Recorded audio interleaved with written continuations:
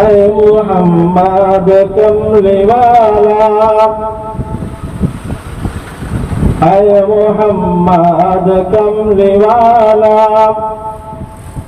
আয় রে আমার বুকে আয়, ডাকে রে তোর কৃত দাসে, ডাকে রে তোর কৃত দাসে, ঠান্ডা করো এই কলিজা। আয় মুহাম্মদ কমলিওয়ালা, আয় রে আমার বুকে আয়, ডাকে রে তোর কৃত দাসে, ঠান্ডা করো এই কলিজা। আল্লাহুম্মা সাল্লি আলা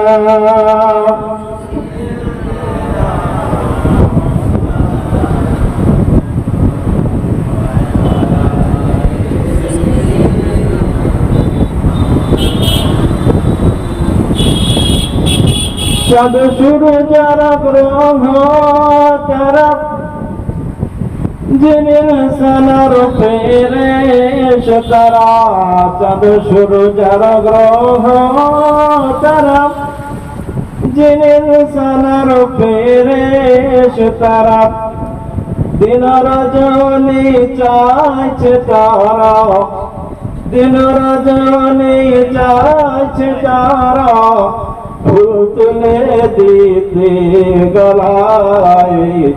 আয় মুহাম্মদ কমলিওয়ালা, আয় রে আমার বুকে আয়, ডাকে রে তোর কৃত দাসে, ডাকে রে তোর কৃত দাসে, ঠান্ডা করো এই কলিজা। আল্লাহুম্মা সাল্লি আলা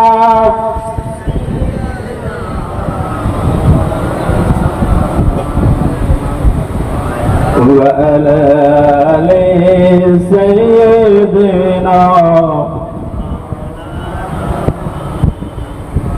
ফকির দরবেশ বাদশাহ আলী, ফকির দরবেশ বাদশাহ আলী, তুলিতে সেই ফুলের কলি, কান্দে লইয়া ভিক্ষার ঝুলি, কান্দে লইয়া ভিক্ষার ঝুলি, গাছতলায় বাস করে গাছের তলায়।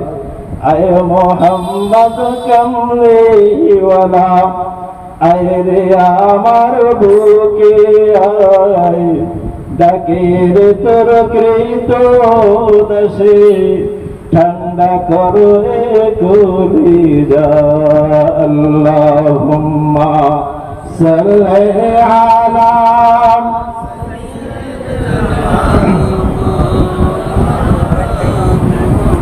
ওয়া আলা আলি সাইয়্যিদিনা।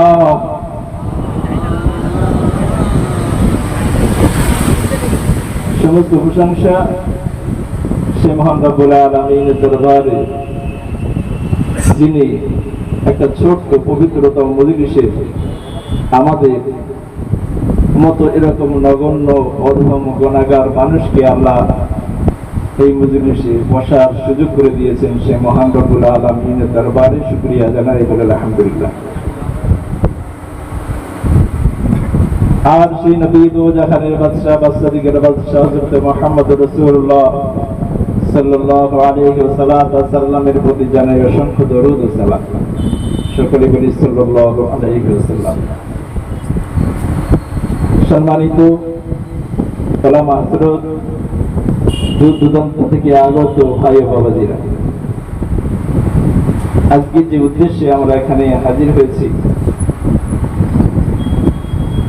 নবীর মহব্বতে, নবীর জন্ম, নবীর জীবন চরিত্র নিয়ে কিছু আলাপ আলোচনা শোনা এবং বলার জন্য আমরা এখানে হাজির হয়েছি।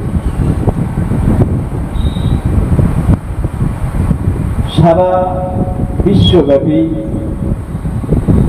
হিন্দু, মুসলিম, বৌদ্ধ, জৈন যে সমস্ত ধর্মাবলম্বী মানুষ আছেন, এই নামটা সবার কাছে পরিচিত, সবাই এই নামটা জানে, সবার কাছে পরিচিত আছে। সেই নামটা হলো মুহাম্মদুর রাসূলুল্লাহ সাল্লাল্লাহু আলাইহি ওয়াসাল্লাম। আর সারা বিশ্বের মানুষ এই নামটা জানে। আর এই নামটার পরিচয় পরিচিতি আজ থেকে নয়, আদম আলাইহিস সালাম থেকে আল্লাহ প্রত্যেক নবী পয়গম্বরের মাধ্যমে এটা আল্লাহ জানান দিয়েছেন। ইতিপূর্বে আমাদের যে আগের যিনি রাসূল ছিলেন ঈসা আলাইহিস সালাম, আল্লাহ তার গ্রন্থে ইনজিল শরীফেও আল্লাহ বলে দিয়েছেন যে আমার একজন হাবিব যাবেন, তার নাম হবে মুহাম্মদুর রাসূলুল্লাহ সাল্লাল্লাহু আলাইহি ওয়াসাল্লাম। অন্যভাবে আহমদ নামেও তাকে বলা হয়েছে। আচ্ছা বলেন, পৃথিবীর শুরু থেকে যে নামটা নিয়ে আলোচনা হচ্ছে, সৃষ্টির শুরু থেকে যে নামটা নিয়ে আলোচনা হচ্ছে, সেই নামটা হলো মুহাম্মদুর রাসূলুল্লাহ সাল্লাল্লাহু আলাইহি ওয়াসাল্লাম। সেই নাম, ওই নামেরই শান, ওই নামেরই গুণগান, ওই নামেরই জয়ধ্বনি, ওই নামেরই সমস্ত প্রশংসা সমস্ত বিশ্ববাসী করে চলেছেন। আর আল্লাহ এটাই ইচ্ছা যে আমার মাহবুব বান্দার নাম সর্বত্র উচ্চারিত হোক, জাগরিত হোক। এটা আল্লাহর কাছে খুব ভালো লাগে। তাই আল্লাহ পাক রব্বুল আলামিন বলছেন যে ইন্নাল্লাহা ওয়া মালাইকাতাহু ইউসাল্লুনা আলান নবী, আমি আমার হাবিবের প্রতি দরুদ পড়ি, রহমত বর্ষণ করি, তোমরাও আমার হাবিবের প্রতি দরুদ পড়ো, বলে সুবহানাল্লাহ। কি সুন্দর বিষয়। আল্লাহ পাক রব্বুল আলামিন বলছেন যে আমার হাবিবের মহব্বত করে, তার ইত্তেবা অনুসরণ করে, তার জিন্দেগীর সমস্ত গুনাহ খাতা আমি আল্লাহ মাফ করে দেব। একবার সোজা কথা, সহজ বিষয়। তাহলে আমাদের যিনি মডেল হবেন, যার অনুসরণ আমরা করব, অনুকরণ করব, তিনি হবেন মুহাম্মদুর রাসূলুল্লাহ সাল্লাল্লাহু আলাইহি ওয়াসাল্লাম। এবং তার ভালোবাসা, তার মহব্বত আমার দিলে মিলানে যদি থাকে, সত্যিকারের থাকে, তাহলে দুজকের আগুনের ক্ষমতা নেই আমাকে আপনাকে পুড়িয়ে দেয়। এটা দুজকের আগুনের ক্ষমতা নেই যে একজন হাকিকাতি উম্মতে মুহাম্মাদের গায়ে স্পর্শ করবে, দুজকের আগুনের ক্ষমতা নাই। কিন্তু গন্ডগোলটা হলো আমরা ঈমান আনি, রাসূলকে মানি, রাসূলের বিশ্বাস করি, রাসূলের যে বিধান আছে বিধানকে আমরা শ্রদ্ধা ভক্তি করি, কিন্তু আমাদের বাস্তব জীবনে ওটা মিল নেই। মুশকিল কথা, আমাদের বাস্তব জীবনে চলার পথে এর মিল নেই। ওটা আছে, তাকে তোলা আছে, কোরআন হাদিস আছে, ওটা দিলে ভক্ত ভক্তি করি, হজ করি, উমরা করি। কিন্তু রাসূল সাল্লাল্লাহু আলাইহি ওয়াসাল্লাম এটা বলেননি। তিনি বলেছেন যে কোরআন আল্লাহ পাঠিয়েছেন আমার উম্মতের জন্য, এই কোরআন অনুযায়ী আমার উম্মত চলবে, এটাই তার বড় চাওয়া পাওয়া। আর এটা যদি না হয়, আমাদের জীবনে দুর্বিষহ অন্ধকার সামনে এসে যায়। তো বাস্তব জীবনে মক্কার মানুষ যখন রাসূল সাল্লাল্লাহু আলাইহি ওয়াসাল্লাম যখন বললেন যে আমি আল্লাহর রাসূল, আমাকে তোমরা রাসূল বলে স্বীকার করে না, তারা আশ্চর্য হয়ে গেল, বললো এই কি করে হয়?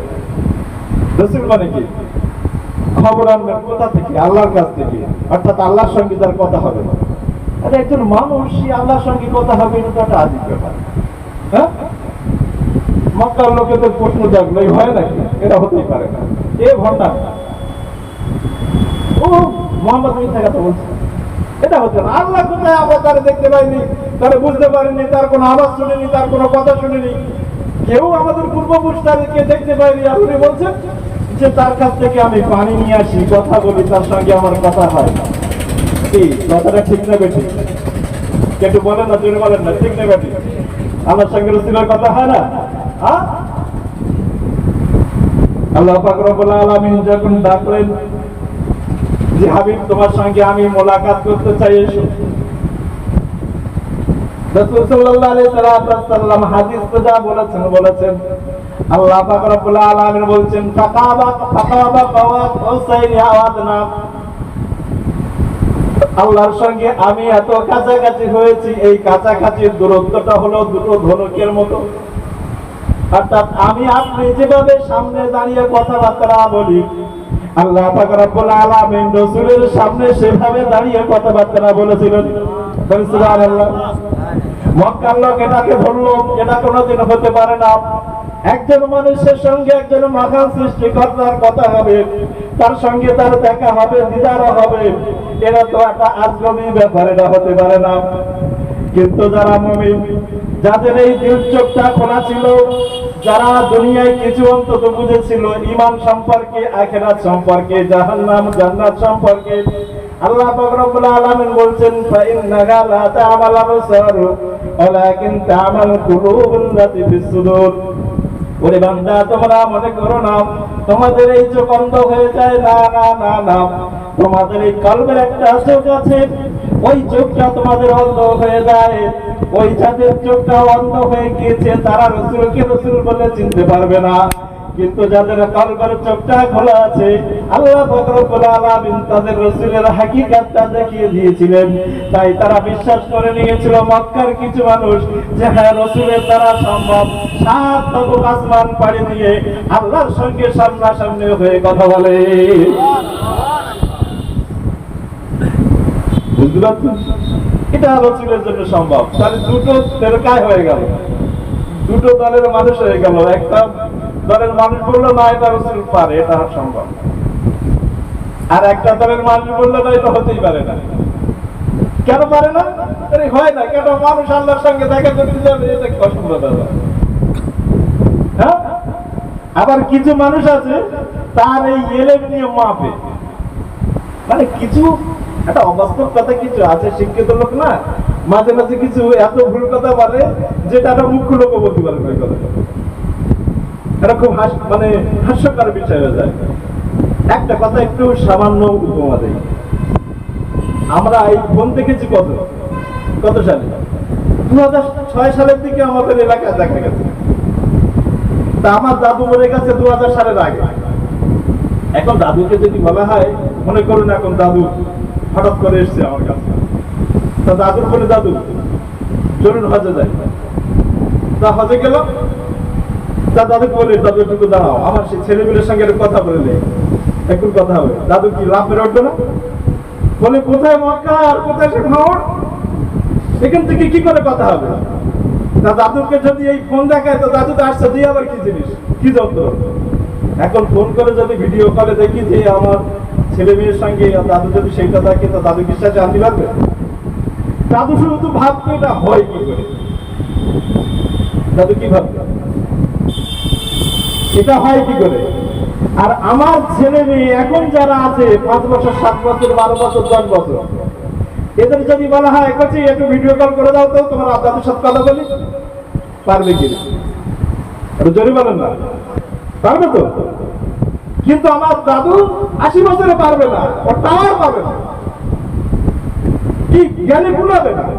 আর আমার 12 বছরের ছেলের বলে দিলে ও বলবে এক্ষুনি করে দিচ্ছে, বুঝানো দাদুর সাথে কথা বলবে, ভিডিও করার কথা হচ্ছে। এ জানে এটা সম্ভব, এ জানে এর ব্যবস্থা আছে। মক্কার দুটো দল হয়ে গেল, একটা রাসূলের দল, যাদের দিল চোখটা খোলা ছিল, তারা জানে রাসূলের জন্য এটা সম্ভব। মক্কা মুআজ্জামা থেকে বাইতুল মুকাদ্দাস যাবেন, ওখান থেকে বাইতুল্লাহ থেকে বাইতুল মুকাদ্দাস থেকে 7 তবক আসমান পাড়ি দিয়ে আল্লাহর সঙ্গে দিদার করবেন, সামনে সামনে কথা বলবেন, এটা রাসূলের জন্য সম্ভব। বলে সুবহানাল্লাহ। এটা হলো সাহাবাদের আকীদা, এটা হলো সাহাবাদের ঈমান। আর যাদের দিলটা বড়, যাদের চোখটা বন্ধ হয়ে রয়েছে, আল্লাহ বলছেন ওমান কানা মাইতান ফাহিয়াইনাহু ওয়াজআলনা লাহু নূরান ইয়ামশি বিহি বিন-নাস।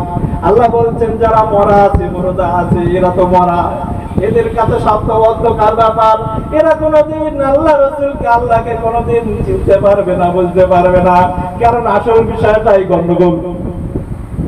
এটা বুঝতে কি করে বল? জাদুকরের মন্ত্র ওইটা ওটা করে ফুদিল ব্যাস আগুন ধরে গেল, কি এসব আছে কিনা? হ্যাঁ, আগুন ধরে গেল। আরে ওটা কি করো? জাদুর ভিতরে ওই ওই প্র্যাকটিক্যালে যদি আপনি না ঢোকে তো বোঝা যাবে। এখন আমরা বোঝার চেষ্টা করছি কিভাবে জানেন, ওই জাদুকরের যে মন্ত্রের বই আছে পড়ছি, আতা কাছে তো তাবাকি যেমন বলে সব পড়ছি, পড়ে পড়ে আর কি জাদু শিখবো, শেখা যাবে জীবনে? হ্যাঁ, যতই এত বড় লম্বা চওড়া বই হোক শেখা যাবে? গুরু দরকার। আর এই গুরু শুধু গুরু নয়, জগৎ গুরু মুহাম্মদ রাসূলুল্লাহ সাল্লাল্লাহু আলাইহি ওয়াসাল্লাম। তিনি যেখানে যাবেন সেখানেই একটা আদর্শ তৈরি হবে, একটা নতুন কিছু তৈরি হবে। তিনি যেটা হাত দেবেন সেটা রহমত হবে, যেখানে পা দেবেন সেটা বরকতে ভরে যাবে বলে সুবহানাল্লাহ। আমাদের বাচ্চা কাচ্চা যারা আছে অনেক সময় আমরাই তাদের সঙ্গে ভালো ব্যবহার করতে পারি না, কি পারি দেখে যায় না, হঠাৎ করে রেগে গেলাম, আরে মন মস্তিষ্ক ঠিক নেই, আর রেগে গেলাম, গরম হয়ে গেলাম, এক বকা দিয়ে দিলাম, এক ডাঁট দিয়ে দিলাম। আর রাসূল সাল্লাল্লাহু আলাইহি ওয়াসাল্লাম যাকে আমরা বিশ্ব নবী বলি, তার আখলাক আমাদের আখলাক হওয়া উচিত কিনা মুসলমান হিসেবে কি বলেন? এটাই তো তার আখলাক, তার কথা, তার সমস্ত জীবন যাপনটা আমাদের ডিটো করা, নকল করার দরকার। আর যে নকল করতে পেরেছে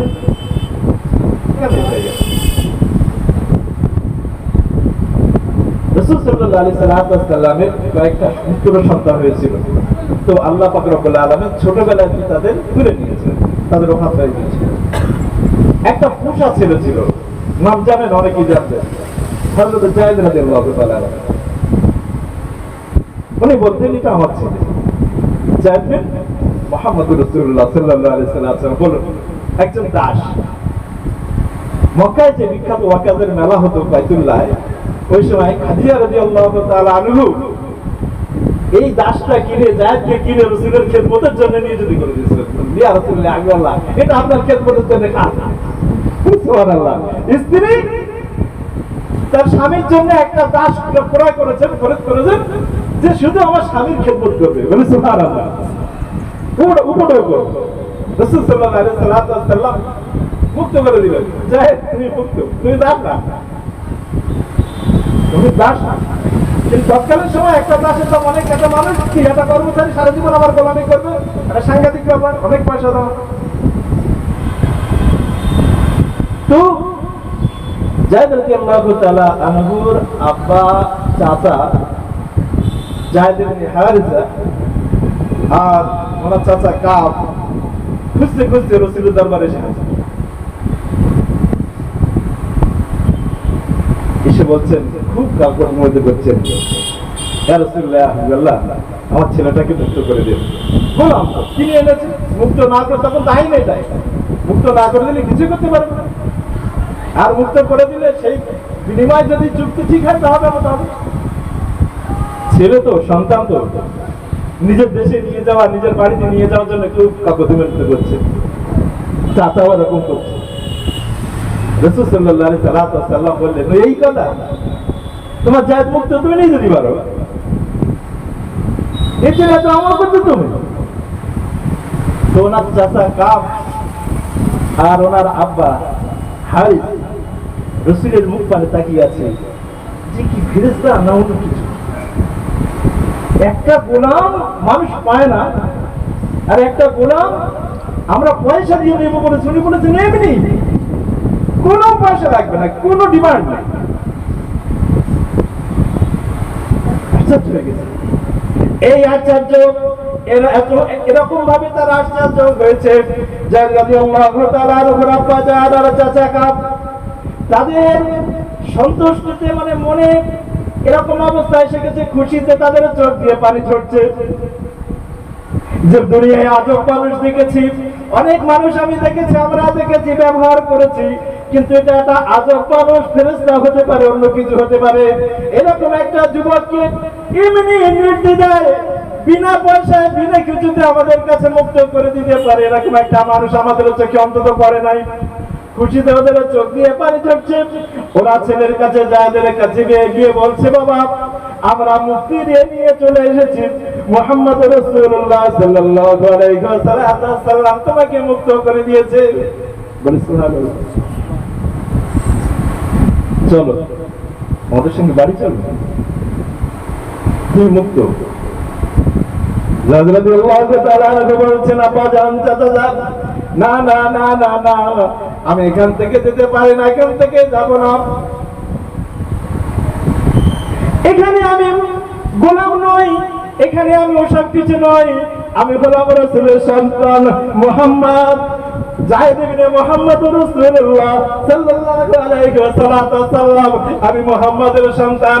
রাসূলের কাছে গিয়ে বলছেন, ইয়া রাসূলুল্লাহ, ইয়া হাবিবাল্লাহ, আমি আপনার খেদমত করেছি, ইয়া রাসূলুল্লাহ, ইয়া হাবিবাল্লাহ, আমার আব্বা, আমার চাচা আমাকে দেশে ফিরিয়ে নিয়ে যেতে চায়, ইয়া রাসূলুল্লাহ, ইয়া হাবিবাল্লাহ, আমার বাকি জীবনে যেন আপনার খেদমতে থাকতে পারি, এই সুযোগ থেকে আপনি বঞ্চিত করেন না, আমাকে তাড়িয়ে দিয়েন না, ইয়া রাসূলুল্লাহ, ইয়া হাবিবাল্লাহ, আমাকে আপনি বঞ্চিত করেন না খেদমত থেকে।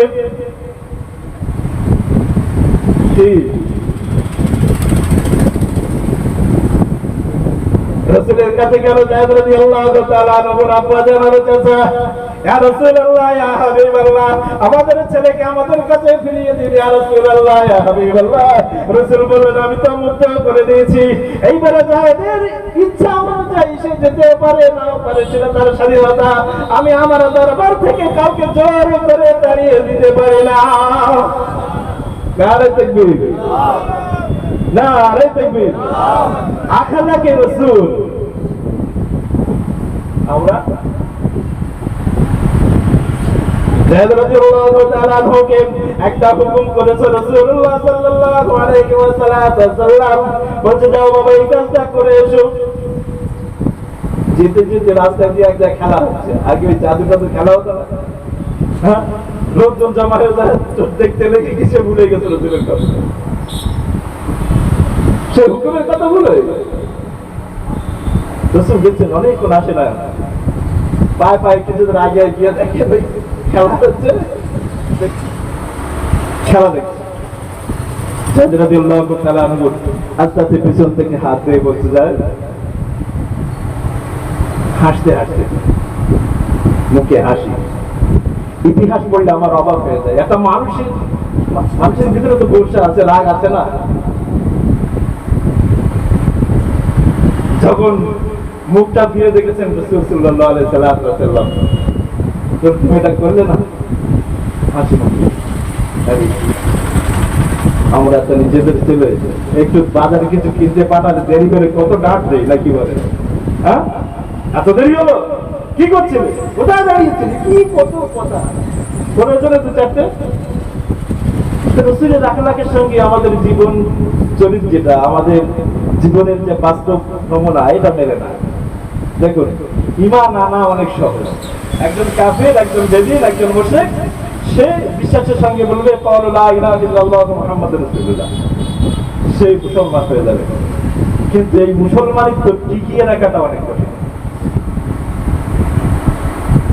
মুসলমান হয়ে যাবে, কিন্তু এই যে মুসলমান হলো, এই মুসলমানিত্ব টিকিয়ে রাখাটা অনেক কঠিন। কিভাবে কঠিন? যখন সে মুসলমান হবে, তার উপরে এই রাসূলের যে শরীয়ত, সব হুকুমগুলো পড়তে যাবে, নাকি ভাই? রাসূল সাল্লাল্লাহু আলাইহি ওয়াসাল্লাম বলছেন যে কিছু মানুষ এরকম থাকবে, সকালবেলা মুমিন হবে, সন্ধ্যাবেলা কাফের হয়ে যাবে। বলে নাউযুবিল্লাহ, আল্লাহ হেফাজত করুন আমাদের। সন্ধ্যাবেলা মুমিন হবে, সকালবেলা কাফের হয়ে যাবে। কি ভাই, এই অবস্থা চলতে চলতে যে সময় তার মৃত্যু হবে, সে সময়টা সে কাফের থাকবে কি মুমিন থাকবে, কে জানে ভাই? কে জানে? এই জন্য রাসূলের আসল যে বিষয়টা আমাদেরকে মানতে হবে। আর রাসূলকে ভালোবাসতে গেলে আপনি কি করে বাসবেন, কিভাবে বাসবেন? তাকে দেখা যায় না, মক্কায় গেলে খুঁজে পাওয়া যায় না, কাবায় গেলে খুঁজে পাওয়া যায় না, কি করে বাসবেন? কোথায় পাবেন? ভক্তি তৈরি হবে কি করে? এই জন্য আল্লাহ বলছেন, ইয়া আইয়ুহাল্লাযীনা আমানুত্তাকুল্লাহ ওয়া কুনু মা'আস সাদিকিন, তোমরা আমি আল্লাহকে, আল্লাহ আমাকে ভয় করো, আর সাদিকিন মা'আস সালিহিন, আল্লাহ ওয়ালা বুজুর্গ দ্বারা তাদের সাথী হয়ে যাও। হয়ে গেলে কি হবে? তোমার দিলে একটা অনুভূতি তৈরি হবে, তোমার দিলে যে চোখটা রয়েছে ওই চোখটা আস্তে আস্তে খুলবে, তারপর তুমি বুঝতে পারবে, দেখতে পারবে যে তোমার গন্তব্য কোথায়, আসলে তুমি কোথায় যাচ্ছ। তা না হলে তুমি বুঝতে পারবে না। যারা রসুলের সঙ্গে ছিলেন, যারা ছিলেন রসুলের জন্য জান দেওয়ার জন্য তৈরি, আর আমাদের একটা হুকুম মানার জন্য তৈরি নেই, আমার সন্তানও নেই। আমাদের একটা হুকুম মানার জন্য আমার সন্তানও রেডি নেই। আর যারা ছিলেন তারা জান দেওয়ার জন্য সবসময় প্রস্তুত। উহুদের ময়দানে রাসূল সাল্লাল্লাহু আলাইহি সাল্লামকে যখন কাফেররা ঘিরে ফেললো এবং আঘাত করে ফেললো টপকে গিয়ে, রাসূল সাল্লাল্লাহু আলাইহি সাল্লামের শিরস্ত্রাণ ভেঙে যখন ঢুকে গেল, রাসূল সাল্লাল্লাহু আলাইহি সাল্লাম বললেন, ও সাহাবারা, সাহাবারা একজন এসে বলছেন, ইয়া রাসূলুল্লাহ, হাবিবাল্লাহ, আমি যদি এক্ষুনি যুদ্ধে যাই, শহীদ হয়ে যাই, তাহলে আমার গন্তব্য কোথায়, আমার অবস্থান কোথায়? রাসূল সাল্লাল্লাহু আলাইহি ওয়াসাল্লাম বললেন, জান্নাতে। শুধু এই কথাটা শুনে নেওয়ার জন্য যে রাসূল এই কথাটা বলেছেন, আমি যদি মরে যাই জান্নাতে যাব, শহীদ হয়ে যাই জান্নাতে যাব, ওই কঠিন পরিস্থিতিতে তারা জিজ্ঞাসা করছেন, ইয়া রাসূলুল্লাহ, ইয়া হাবিবাল্লাহ, আমি যদি এখনই শহীদ হয়ে যাই, মারা যাই, আমি যাব কোথায়, আমার অবস্থান কোথায় হবে? রাসূল সাল্লাল্লাহু আলাইহি ওয়াসাল্লাম বললেন, জান্নাতে। তারা জানতো রাসূল যদি কাউকে জান্নাতি সার্টিফিকেট দিয়ে যায়, রাসূল যদি কাউকে জান্নাতি বলে দেয়, আল্লাহর মাহবুব যেহেতু, আল্লাহ কোনোদিন কেটে সেটা জাহান্নামে করবেন না, এটা করবেন না, আল্লাহর মাহবুব, কারণ তার মুখ থেকে বার হয়ে গেছে, না ঘটবেই হবে। সাহাবা রাদিয়াল্লাহু তাআলা বলছে, 3-4 জনের লিডার ছিলেন উনি যুদ্ধের ময়দানে ঝাঁপিয়ে পড়লেন, কিন্তু কঠিন পরিস্থিতি, তাদের সংখ্যা অনেক বেশি, তারা সবাই সঙ্গে সঙ্গে শহীদ হয়ে গেল। কিন্তু ওই যে নেতাটা তখনও দুক দুক করে পড়ে দম আসা যাওয়া করছে, তখনও জিন্দা আছে। রাসূল সাল্লাল্লাহু আলাইহি সাল্লামের অন্যান্য সাহাবারা যখন এসে গেলেন ওই জায়গায়, এসে যাওয়ার পরে রাসূল সাল্লাল্লাহু আলাইহি সাল্লাম বললেন, সাহাবারা ওকে আনো, ওকে নিয়ে এসো। সাহাবারা ধরাধরি করে রাসূলের কাছে আনলেন, রাসূলের পায়ের উপরে মাথাটা রাখলেন। আল্লাহ পাক রব্বুল আলামিনের কি কারিশমা, আল্লাহ রাব্বুল আলামিনের কি রহমত, রাসূলের পায়ে মাথা রেখে আল্লাহর এই সেনাপতি শহীদ হয়ে গেলেন। কি কি ইসলাম, কি ধর্ম, আমরা কি ধর্ম করি? তার আসর, তার নমুনা কিঞ্চিত পরিমাণ থাকলেও বলা যাবে যে সাংঘাতিক বিষয়। আমরা একটা জিনিস বুঝি যে আমি, আমার সন্তান, আমরা, এর বাইরে পৃথিবীতে কিছু নেই। আমাদের হাল, আমাদের হাকিকত যে আমরা, অর্থাৎ আমি, আমার সন্তান, ব্যাস বাঁচলেই, ঠিক থাকলেই হলো, পৃথিবীতে আর কারো দেখার দরকার নেই, আর কি হোক আর না হোক এটা দেখার দরকার নেই। এই অবস্থার মধ্যে আমরা আছি। আল্লাহ পাক রব্বুল আলামিন বললেন, কুল ইন কানা আবাউকুম ওয়া আবনাউকুম ওয়া ইখওয়ানুকুম ওয়া আজওয়াজুকুম ওয়া আশীরাতুকুম ওয়া আমওয়ালুন ইকতারাবতুমুহা ওয়া তিজারাতুন তাখশাউনা কাসাদাহা ওয়া মাসাকিন তারদাউনাহা আহাব্বা ইলাইকুম মিনাল্লাহি ওয়া রাসূলিহি ওয়া জিহাদিন ফি সাবিলিহি ফাতারাব্বাসু হাত্তা ইয়াতি আল্লাহু বিআমরিহি। আল্লাহ পাক রব্বুল আলামিন রাসূলকে বলেন, রাসূল আপনি বলুন, যারা আপনার সাহাবা ওদেরকে বলুন, আমার আপনার ভালোবাসা, আমার আপনার মহব্বত, আর দুনিয়ায় যা কিছু আছে, কথা, তাদের বিবি বাল বাচ্চা, তাদের ব্যবসা বাণিজ্য, তাদের বিরাট আলিশান বাগান বাড়ি, এই সমুদায় থেকে যদি তারা আমার আর আপনার মহব্বতটা একটু কম করে, তাহলে তাদেরকে বলে দিন, তারা যেন আমি আল্লাহ আমার আযাবের অপেক্ষায় তারা প্রহর গুনে। আরে ভাই, আজকে তো হাজার হাজার কোটি কোটি মুসলমান, এরকম একটা মুসলমান আপনি বার করুন, সে যে জীবন দিয়ে রাসূলকে ভালোবাসে, সেই জীবনের বিনিময়ে রাসূলকে ভালোবাসে, দুনিয়ার ভালোবাসা, বিবি বাল বাচ্চার ভালোবাসা, অর্থবিত্তর ভালোবাসা, ব্যবসা বাণিজ্যের ভালোবাসা, আলিশান বাগান বাড়ির ভালোবাসার থেকে ওই মানুষটা আল্লাহ আল্লাহ রাসূলকে বেশি ভালোবাসে। এইটা যদি আপনি যাচাই বাছাই করেন, যদি থাকেন, দেখা যাবে 1 লাখ মানুষের ভিতরে 2-4টে পাওয়া কঠিন হবে। ঠিক বলছেন না ভুল বলছেন? অথচ আমরা বক্তার বেলা বড় বক্তা, আমরা ওয়াজিনের বেলা বড় ওয়াজিন, আমরা মুফতির বেলা বড় মুফতি, লকাবটা অনেক বড় লম্বা চওড়া, এত বিশেষণ জুড়ে রয়েছে, এত উপাধি জুড়ে রয়েছে, আসল নামটা বিশেষটা পাওয়া কঠিন। কি বাবু? হাফেজ, কাজী, মাওলানা, মুফতি, অমুক, আলহাজ সব যোগ করলে আসল নামটা খুঁজতে অনেক দেরি হয়ে যাবে বাবু। এসব দিয়ে পার হওয়া কঠিন হবে, এসব দিয়ে পার হওয়া অনেক কঠিন হবে। পার হতে গেলে রাসূলের মহব্বত দিলে লাগবে ভরপুর, শুধু লাগবে এরকম না, ভরপুর লাগবে। সেইটা কি করে তৈরি হবে? আর সেইটা তৈরি করতে গেলে মরা দিলে হবে না, চিন্তা দিল হতে হবে, চোখ দিয়ে দেখিয়ে দিতে হবে।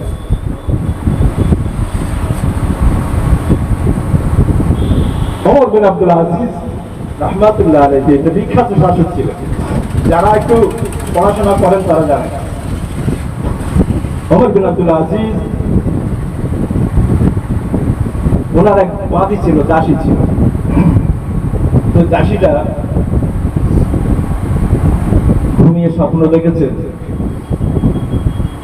যে ওমর বিন আব্দুল আজিজের আগে বাদশা মালিক এবং মারওয়ান, দুটো বাচ্চা ছিল ওনার আগে। তো এই দুটোর অবস্থা, ফুলসিরাত পার হচ্ছে তারা, বাদশা মারওয়ান পার হতে হতে মাঝখানে গিয়ে পড়ে গেছে জাহান্নামে। এর স্বপ্ন দেখছে বাদী, ওমর বিন আব্দুল আজিজের বাদী দাসী। তারপরে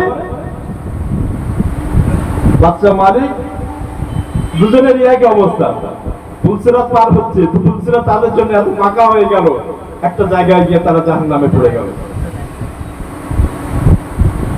এবং উনি দেখছে আমার বাচ্চা ওমর বিন আব্দুল আজিজ তিনিও ফুলসিরাতে পার গেছেন। বলে সুবহানাল্লাহ। বাবু, এসব কি এমনি দেখা যায়? কি মনে হয়? হ্যাঁ, ফুলসিরাতে এমনি দেখা যায়? বাবু, দেখা যায় তারাই দেখতে পাবে যারে চোখটা আল্লাহ ঠিক করে দিচ্ছে, এবং আল্লাহ ওয়ালা সোহবাতে থেকে ঠিক করে নিয়েছে, যে মেহনত করেছে তারে আল্লাহ দেখায়। ফেরেশতা দেখা যায় বাবু? একটু জোরে বলেন, কি বলেন? একটু জোরে বলেন না, দেখা যায় না তো? আল্লাহ পাক রব্বুল আলামিন বলছেন, ইন্নাল্লাযীনা ক্বালু রাব্বুনাল্লাহু সুম্মা ইসতাকামু তাতানাজ্জালু আলাইহিমুল মালায়েকা আল্লা তাখাফু ওয়া লা তাহজানু ওয়া আবশিরু বিল জান্নাহ। আল্লাহ পাক রব্বুল আলামিন বলছেন, ইন্নাল্লাযীনা ক্বালু রাব্বুনাল্লাহ, যে বলল আমি আল্লাহ, এবং এটাকে সে বিশ্বাস করলো, মেনে নিল, এবং তার উপরে পূর্ণভাবে জমা থাকলো, তাতানাজ্জালু আলাইহিমুল মালায়েকা। আল্লাহ পাক রব্বুল আলামিন বলছেন, আমি ওই বান্দার কাছে ফেরেশতা পাঠাই। বলেন সুবহানাল্লাহ। তখন আল্লাহ ফেরেশতা আমার কাছে পাঠালে দেখা যাবে না? কি বলে? বর্তমান ডিজিটাল ওয়াজ হলো এরকম কিছু মিলাদ করো না বাবা, এরকম কিছু বক্তব্য কোরআন থেকে দেখো না, এরকম একটা বক্তব্য রাখো যে বক্তব্যটার মধ্যে ভিউ হাজার লাখ লাখ ভিউ হয়ে যায়, কিছু ইনকামও হয়ে যায়, আমার নামটা ফেমাস হয়ে যায়।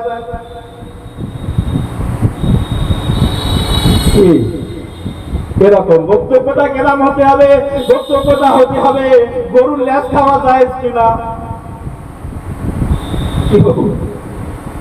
বক্তব্যটা কেন হতে হবে? গরুর ল্যাস খাওয়া যায় কিনা। তা হুজুর একটা বিলাস করে দিলে, হ্যাঁ যায় কিনা, যায় না বলে দিলেন। তারপরে আবার শ্রোতারা জিজ্ঞাসা করবে, হুজুর তার পরে যে বক্তব্য না খাওয়া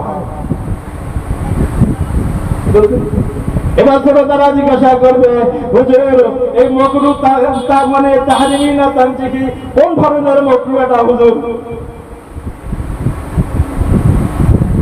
দুঃখের বিষয় হলো ভাই, এইটা দেখার জন্য হাজারো হাজারো ভক্ত আছে, এইটা দেখার জন্য লাখ লাখ ভিউ হবে, কিন্তু আপনি আল্লাহ ওয়ালা হইলে, আপনি সত্যিকারের কোরআন থেকে কথাটা বললে, এই কথাটা শোনাইবার বোঝার লোক কম।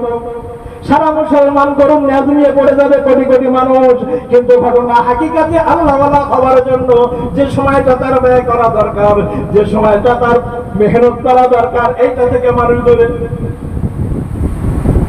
কি বলেন, ঠিকই হচ্ছে তো কিনা? হ্যাঁ, আপনি ইউটিউব ফেসবুক দেখেন না, বড় করে লম্বা করে লেখা হবে গরুর ন্যাস খাওয়ার মশলা কি, কি গরুর ন্যাস খাওয়ার মশলা কি, মুক্তি অমুক। মানুষ হেদায়েত হবে কত সহজ হবে না। ওমর বিন আব্দুল আজিজের কাছে ফিরে যাচ্ছে, ওই আসে গিয়ে বললেন, হে ওমর বিন আব্দুল আজিজ বাদশা, আমি একটা স্বপ্ন দেখেছি।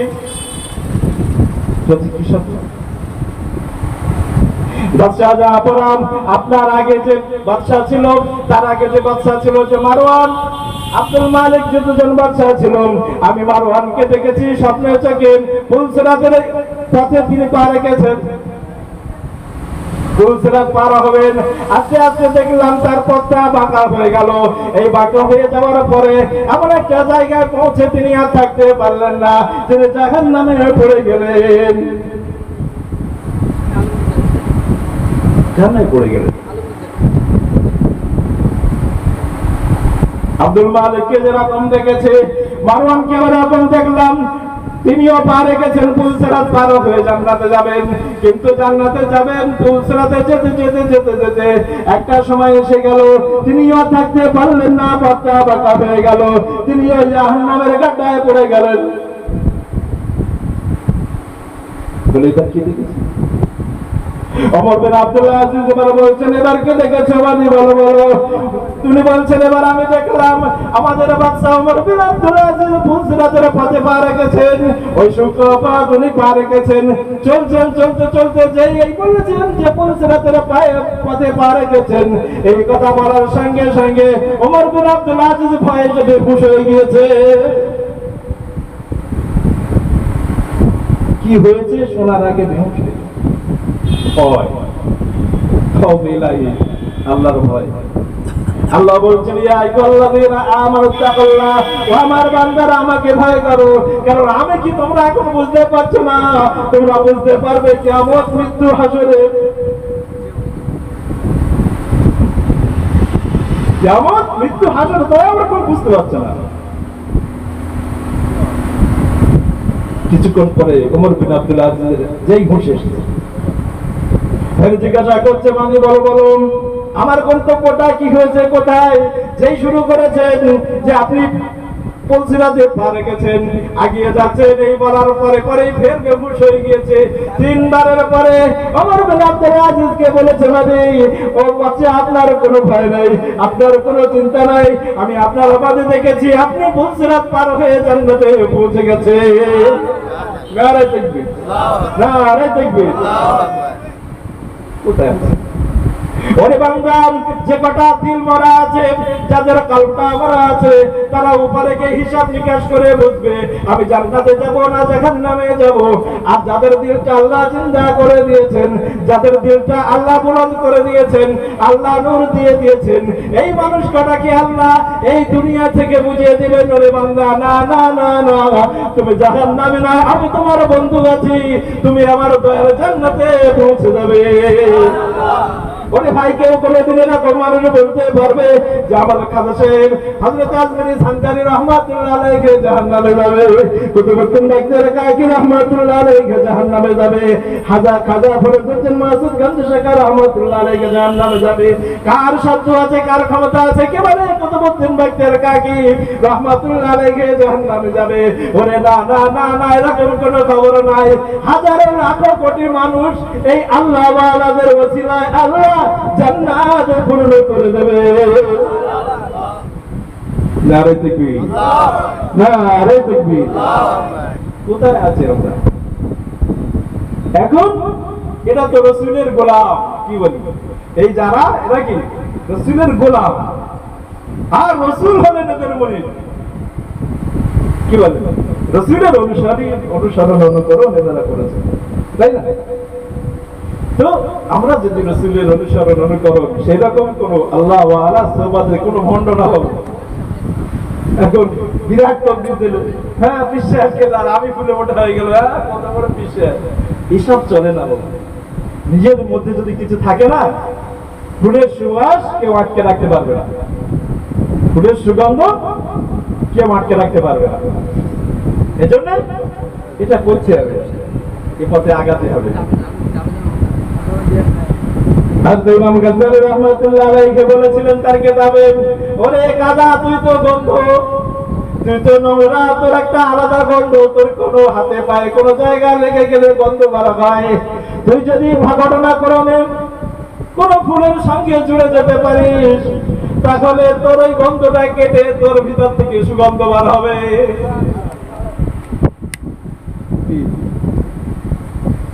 কাদা গন্ধ না, পচা কাদা, তুই দুর্গন্ধ, কিন্তু কোনোদিন ঘটনাক্রমে কোন ফুলের সঙ্গে যদি সংযুক্ত হয়ে যেতে পারিস, তো তোর থেকে সুগন্ধি বার হবে।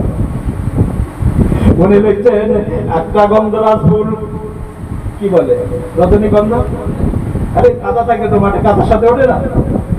উনি বলছেন হাম্মাম খানায় গিয়ে দেখি কিছু কাদা পড়ে আছে, ওই কাদাটা যখন তুললাম, তুলে যখন শুকায় দেখি ওই কাদা থেকে ওই গন্ধরাজ, কি বলে, রজনীগন্ধা ফুলের সেন্ট বার হচ্ছে। উনি কল্পনার জগতে ভেসে গেলেন, বললেন আরে আমি কাদাকে জিজ্ঞাসা করলাম, ওরে কাদা তোর তো দুর্গন্ধ বার হওয়ার দরকার ছিল, তুই কাদা, তোর থেকে তো গন্ধ বার হওয়ার দরকার ছিল, কিন্তু তোর থেকে ফুলের সুগন্ধ কোথা থেকে আসলো?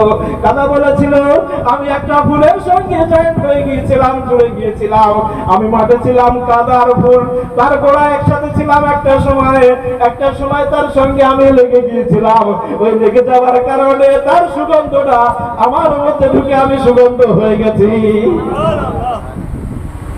সফল মনীষী বাস্তব জীবনে এরা অনেক উচ্চ স্তরে পদার্পণ করেছিলেন। জগতের মানুষ তৎকালীন সময়ে 100 মানুষের ভিতরে ইমাম গাজ্জালী রাহমাতুল্লাহ ছিলেন একজন। বুঝতে পারছেন? তার কিতাব অনেক আলেম ওলামা পড়ে বুঝতে পারে না, এরকম কিতাব, কি বলতে চেয়েছেন বুঝতে পারে না, কারণ বুঝতে পারবে কি করে, উনি তো আধ্যাত্মিকতার সঙ্গে শরিয়াতকে লাগিয়ে দিয়েছেন, বুঝলেন, আত্মিক জগতের সঙ্গে শরিয়াত জগৎকে উনি জয়েন করে লিখেছেন বইগুলো।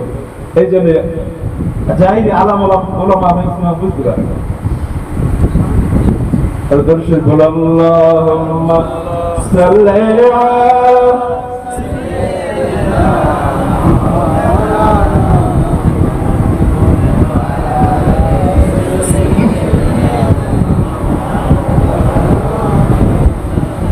যারা দিলে নাই আল্লাহর ইশক, যারা দিলে নাই আল্লাহর ইশক, তার সঙ্গে ভাব রাখো নাম, তার সঙ্গে ভাব রাখলে পরে দোজখ হবে ঠিকানা। যারা দিলে নাই নবীর ইশক, যারা দিলে নাই নবীর ইশক, তার সাথে ভাব রাখো না, তার সাথে ভাব রাখলে পরে দোজখ হবে ঠিকানা। আল্লাহুম্মা সাল্লি আলা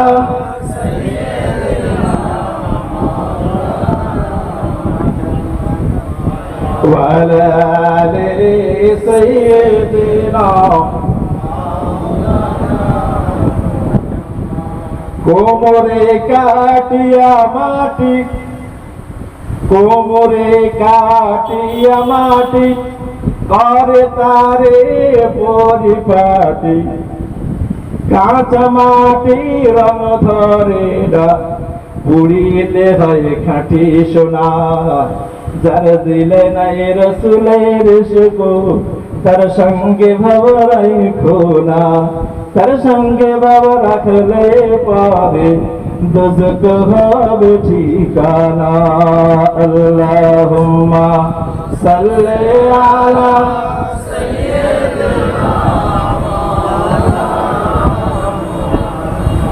ওয়া আলা আলি সাইয়্যিদিনা।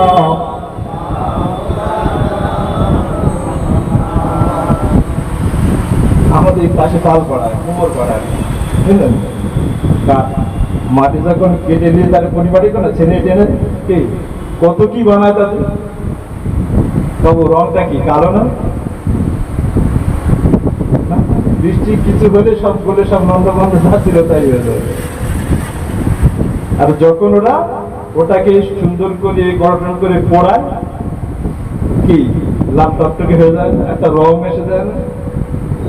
আমরা যে আছি না এই আদম আলাইহিস সালাম মাটি তৈরি, এসব কালো কাদা দুর্গন্ধ, একে নূরের আদলে নূরের যদি এর পোড়ানো না যায় এই কাদা এই পচেই যাবে, এই কবরে শুয়ে এই পচে যাবে। আর যারা নূরে পড়বে, আল্লাহ বলছেন লা তাকুলু লিমা ইকতালু ফি সাবিলিল্লাহি আমওয়াত বাল আহইয়াউন ওয়ালাকিন লা তাশউরুন, যারা আমার জীবন উৎসর্গ করেছে তাদেরকে তোমরা খবরদার মরা বলো না। বাল আহইয়াউন, ওরা জীবিত। কে বলছেন? আল্লাহ। কে বলছেন? আল্লাহ। ওয়ালাকিন লা তাশউরুন, তোমরা এটা বুঝতে পারবে না, এটা তোমরা বুঝবে না। তো এই নুরানি অবস্থা আল্লাহ পাক রব্বুল আলামিন রাসূলকে দিয়ে মানব গড়েছেন। বলে সুবহানাল্লাহ। রাসূলকে দিয়ে আল্লাহ মানব গড়েছেন, নুরানি মানব। কি মানব? জোরে বলেন। নুরানি মানব গড়েছেন রাসূলকে দিয়ে। আমরা এমন রাসূল ভক্ত, নূর নেই, বুঝলেন? এমন রাসূল ভক্ত, নূর নেই।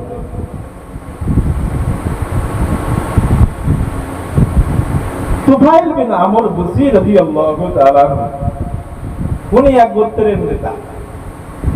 রাসূল সাল্লাল্লাহু আলাইহি সাল্লাম সম্পর্কে যখন শুনেছেন তো রাসূলের কাছে এসে হাজির। এসে রাসূলের সঙ্গে কথাবার্তা বলার পরে বলছেন, ইয়া রাসূলুল্লাহ, ইয়া হাবিবাল্লাহ, আমি মুসলমান হতে চাই, আমি মুসলমান হব। রাসূল সাল্লাল্লাহু আলাইহি সাল্লামের কাছে কলমা পড়ে নিলেন। কলমা পড়ার পরে উনি বললেন, ইয়া রাসূলুল্লাহ, হাবিবাল্লাহ, এই যে সঠিক কলেমা, এটা আমি প্রচার করতে চাই, আমি মানুষকে দাওয়াত দিতে চাই। তো এমনি এমনি আমি তো আসলাম ওদের কাছে, ওদের দলের লোক ছিলাম, ওদের দলের লোক। এখন এসে আপনার দলের লোক হয়ে গেছি, এখন যদি আমি গিয়ে বলি তোরা মানবে না। তা কিছু একটা নিদর্শন দিন যেন আমি ওদের বোঝাতে পারি, দেখাতে পারি, কিছু তো লাগবে। তো আল্লাহ পাক রব্বুল আলামিনের কাছে রাসূল বললেন, ইয়া আল্লাহ, একটা নিদর্শন দিয়ে দিন। তো আল্লাহ দিলেন কি, কপালে একটা নূরের জ্যোতি লাগিয়ে দিলেন। বলে সুবহানাল্লাহ, সর্বদা নূর চকচক করে। বলুন না সুবহানাল্লাহ।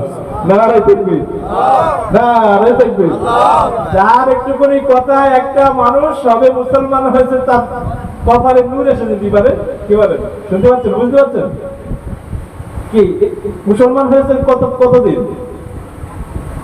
এই তো অনেকের ব্যবধান, তার কপালে নূর চমকাচ্ছে। তো বলছেন, ঠিক আছে ইয়া রাসূলুল্লাহ, আমি কি কালমা দাওয়াত দেব আমার গোত্রে, আমাকে নেতা হিসেবে তারা মানে। আমি বললি আশা করি শুনবে তারা। বাড়ির কাছে গিয়ে তারা মানে তিনি ভাবছেন যে গেলাম তো এরকম কিছু ছিল না, যখন গিয়েছি এরকম তো কিছু ছিল না। এখন আমি যদি এই অবস্থায় গ্রামে ঢুকি, লোকে বলবে, আর এই কলেমার কথা বলি লোকে ভাববে যে মুসলমান হয়েছে, এক কোনো সংক্রামক ব্যাধি হতে পারে, কোন অন্য কোনো ঘটনা হতে পারে, লোকে অন্যরকম ভাবতে পারে, এই মনে হল। উনি আল্লাহর কাছে বলেন, আল্লাহ, কিন্তু ওরা তো আমি যে উদ্দেশ্যে নিয়ে এটা নিয়েছি সেটা তো উল্টো হতে পারে না।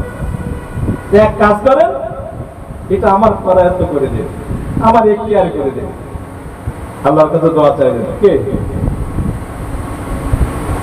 আমর বিন তুফাইল বিন আমর বুসরি। কতক্ষণই ব্যবধান, মনে করেন এক দুদিনের ব্যবধান যাচ্ছে। আল্লাহর কাছে বলেন, আল্লাহ, এইটা আমার করায়ত্ত করে দিন। আল্লাহ পাক রব্বুল আলামিন করলেন কি, ওই ঘোড়া সওয়ারির যে চাবুক ছিল না, ওই চাবুকের মাথায় লন্ডনের মতো ঝুলিয়ে দিলেন। ওই চাবুকের মাথায় চলতে লাগলো অনবরত, অটোমেটিক। সুবহানাল্লাহ। আচ্ছা বাবু, আমরা কতদিনের মুসলমান? কতদিনের মুসলমান বলে? আজন্ম মুসলমান। কি তাদের মানে তুফাইল বিন আমর বুসরির বাপ মতো মুসলমান ছিল না, কানে আজান টাজান দিয়েছিল কেউ? হ্যাঁ, যে কটা আমরা বসে রয়েছি সব কটার কানে আজান দেওয়া। কি আরে হ্যাঁ না তো বলেন না, আমি তো বন্ধ করে দিই এই পর্যন্ত থাক। এটা বলেন, বাস্তবতা তো বুঝতে হবে না, কোথায় আমরা আছি, কোন জায়গায় আছি, আমাদের ইমান কোন পর্যন্ত পৌঁছেছে। আমাদের সত্য আজান দেওয়া, কারণ আশহাদু আল্লা ইলাহা ইল্লাল্লাহ ওয়া আশহাদু আন্না মুহাম্মাদার রাসূলুল্লাহ, সব কানে আজান দেওয়া। সুবহান বিন আমর বলছেন, আল্লাহর কাছে বললেন কত নামাজ তারা হয়েছে, মাত্র 19 মুসলিম। আল্লাহ পাক রব্বুল আলামিন তার এই নূরকে ঝুলিয়ে দিলেন চাবুকের মাথায়। ওরে বান্দা, রাসূল এরকম জিনিস, রাসূল এরকম একটা ব্যক্তিত্ব, আল্লাহ পাক রব্বুল আলামিন সারা জাহানের কোটি কোটি মানুষের নেতা হিসেবে যাকে পাঠিয়েছেন, নেতাদের নেতা হিসেবে যিনি এসেছেন, তিনি হলেন আমাদের মুহাম্মদুর রাসূলুল্লাহ সাল্লাল্লাহু আলাইহি ওয়াসাল্লাম। আর এই সমস্ত কিছু ভণ্ড মুখু আছে, তারা একে মাপে, তারা তাকে মাপতে চায়, কতটা ভারী, কতটা মোটা, কতটা ওহি আসে, কতটা আসে না, কতটা নূর আছে, কতটা নূর নেই, এরা মাপে। আছে এদের মাপকারা আছে? ভালো করে শিক্ষিত মানুষ যারা, তারা একটু ভেবে বলুন এদের এই মাপার বাটকারা আছে তো? আপনি 50 কেজি ওজনের একটা কিছু মাপেন, তো 50 কেজির বাটকারও তো দরকার আপনার, নাকি বলেন? শুধু পাল্লা থাকলেই হয়ে যাবে নাকি? বাটকারও তো লাগবে। রাসূল সাল্লাল্লাহু আলাইহি ওয়াসাল্লামকে আল্লাহ ডেকেছেন, ওরে আমার মাহবুব বান্দা, চলে আসুন, আপনার সঙ্গে আমার দিদার চাই। আল্লাহ পাক রব্বুল আলামিন ফেরেশতা পাঠিয়ে নিয়ে চলে গেলেন বাইতুল মুকাদ্দাস। ওখান থেকে 70 আসমান পার করে আল্লাহর কাছে তিনি পৌঁছে নিলেন। ওরে বান্দা, যারা বলে রাসূল অমুক, রাসূল তমুক, রাসূলের আগাম সংবাদ রাসূল কিছু জানেন না, রাসূল নূরের নয়, অমুক নয়, তমুক নয়, অনেক মাপকাঠিতে অনেক কথা বলেন। ওরে আল্লাহ পাক রব্বুল আলামিনের রাসূল এই বাইতুল মুকাদ্দাস পর্যন্ত যাওয়া মক্কা থেকে কত পথ? কয়েকশো কিলোমিটার। তৎকালীন সময় চলে গেছেন না? হ্যাঁ, এই যে বাইতুল মুকাদ্দাস থেকে তিনি সপ্তম আসমানে গিয়েছেন, বাবু কতটা রাস্তা, এই কতটা রাস্তা এই মিলাদ করলে খবর খারাপ হয়ে যাবে বৈজ্ঞানিক দৃষ্টিকোণ থেকে। তো যারা বলে আমি বেশি কিছু বলবো না, শুধু বলবো এই টেবিল আছে তো, রাসূল 7 তবক আসমানে গিয়েছেন, তুমি মানছো? তুমি টেবিল পর্যন্ত উঠে একটু বলো, অর্থাৎ রাসূলের আগে পরে তো কিছু ছিল না, তুমি এই সুন্নাত টেবিল পর্যন্ত উঠে তোমার কথাটা বলো। কেউ পারবে? কি বলি, সেই শক্তি সাধ্য আছে? হ্যাঁ, এরা রাসূলের মাপতে চাচ্ছে। আয়েশা রাদিয়াল্লাহু তাআলা আনহা রাসূল সাল্লাল্লাহু আলাইহি ওয়াসাল্লামের সঙ্গে মশকরা করছেন। এরকম অবস্থা একটা হলো, আয়েশা রাদিয়াল্লাহু তাআলা আনহা তার আঁচলটা দিয়ে, তার ওড়নাটা দিয়ে রাসূলকে কাছে টানতে চাইলেন। আল্লাহ পাক রব্বুল আলামিনের কুদরত, রাসূল সাল্লাল্লাহু আলাইহি ওয়াসাল্লামের কারিশমাটা আল্লাহ দেখানোর জন্য রাসূলকে যেই ওড়না দিয়ে টানলেন, ওই মাঝখান থেকে ওড়নাটা চলে আসলো, কিন্তু রাসূল সাল্লাল্লাহু আলাইহি ওয়াসাল্লাম দাঁড়িয়ে রয়েছেন। বলা যাবে না? কি বলবেন বলুন না, সুবহানাল্লাহ, নারে তাকবীর, নারে তাকবীর। কি বলছেন? রাসূলকে দিয়ে রাসূল মাপেন। কি মেপে কি করতে চাও? একটু ছোট, একটু খাটো, উদ্দেশ্য তো একটা আছে। রাসূল নূরের না, তা নূরের না এটা বলে তোমার কি লাভ হলো? তুমি কি বলতে চাচ্ছ? তা নূরের না মানে রাসূল তোমার মতো মানুষ, আমার মতো মানুষ, এটাই তো। হ্যাঁ, রাসূলের কাছে ওই মানে গায়েবী কোনো খবর রাসূল জানতেন না। নাউযুবিল্লাহ। দর্শক আল্লাহুম্মা সাল্লি আলা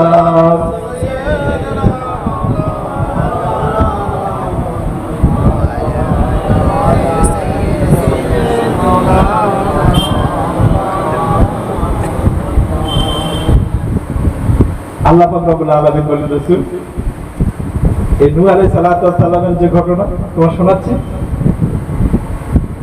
ইব্রাহিম আলাইহিস সালাতু ওয়াস সালামের যে ঘটনা শোনাচ্ছি, এই তো তুমি কি তো জানতে না, তোমার কওম কেউ জানতে না, এটা আমি তোমার কাছে ওহী করছি,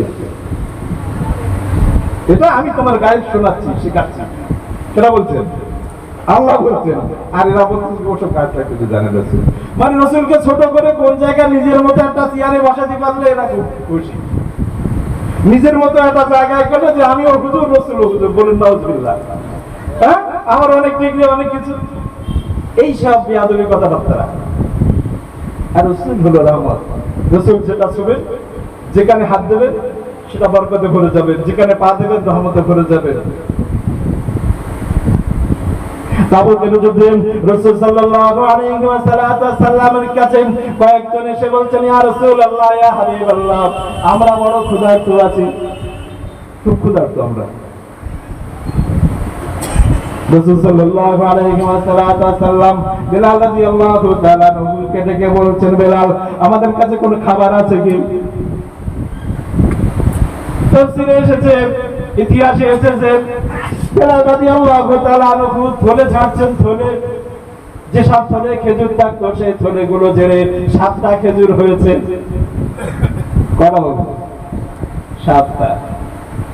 তো রাসূল সাল্লাল্লাহু আলাইহি ওয়াসাল্লাম আছেন, আরো 2-3 জন আছে, একটা প্লেটে দিলেন, রাসূল সাল্লাল্লাহু আলাইহি ওয়াসাল্লাম খেজুরের উপরে হাত রাখলেন, দেখে বললেন, সাবরা, খাও তোমরা। ওই সাহাবারা ওই 7টা খেজুর থেকে তারা জানে কোন একটা ঘটনা ঘটবে রাসূল সম্পর্কে, তারা তো জানতেন। ওই সাহাবা রাদিয়াল্লাহু তাআলা আনহুম তারা খাচ্ছেন আর আটিগুলো এক জায়গায় করছেন, গুনবেন বলে সুবহানাল্লাহ। আরে 7টা আমরা 3-4 জন তো বলে শিখিয়ে দিই, কতক্ষণ লাগে? হ্যাঁ, প্রমাণের জন্য আটিগুলো গুনে গুনে রাখছেন হাতে। ইতিহাস বলছেন, সাহাবারা বলছেন, আমরা ওই দিন একজন 50টা করে খেজুর খেয়েছি, তারপরে দেখি ওই প্লেটে 7টা খেজুর রয়েছে।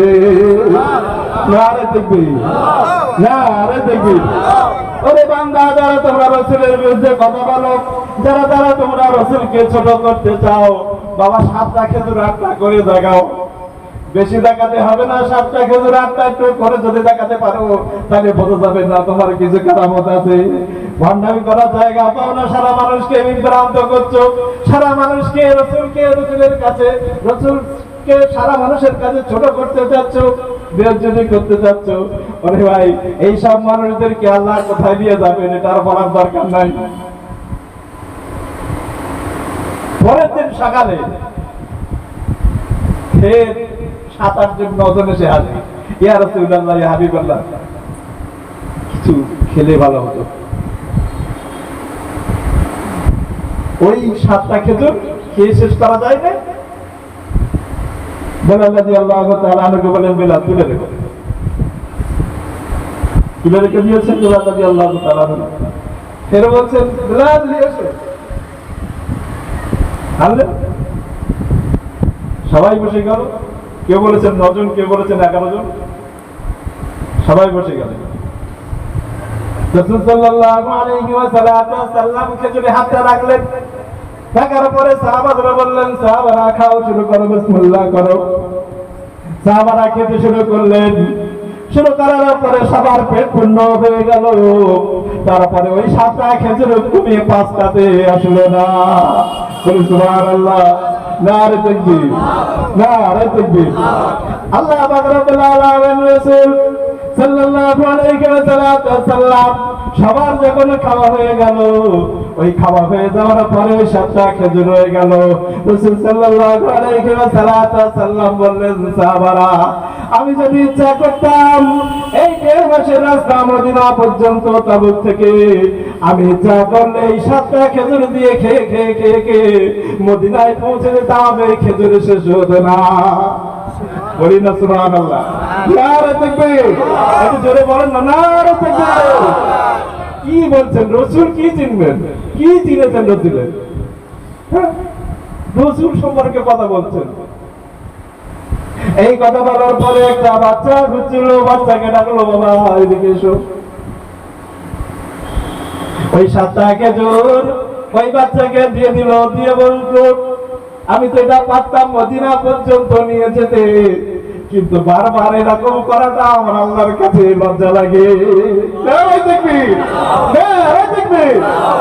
আল্লাহর সঙ্গে রাসূলের সম্পর্ক, আপনার সঙ্গে আপনার স্ত্রীর সম্পর্ক ভালো নাই, আপনি সারা দেশের লোকের হেদায়েত দিলে তারা তো এমনি গোমরা হয়ে যাবে। কি বলেন? খারাপ লাগছে? আল্লাহুম্মা সাল্লি আলা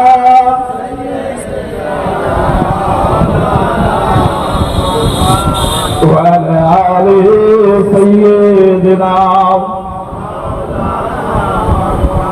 মুহাম্মদ নাম জপেছি বলে তুই আগে, তাই কিরে তোর কণ্ঠেরি সুর এত মধুর লাগে। ওরে গোলাপ মেরে বেলে তাহার কদম ছুঁয়েছিলি, ওরে গোলাপ মেরে বেলে তাহার কদম ছুঁয়েছিলি, সেই কদমের খুশবু আজো তোর আদরে জাগে। মুহাম্মদ নাম জপেছিলি বুলবুলি তুই আগে। আল্লাহুম্মা সাল্লি আলা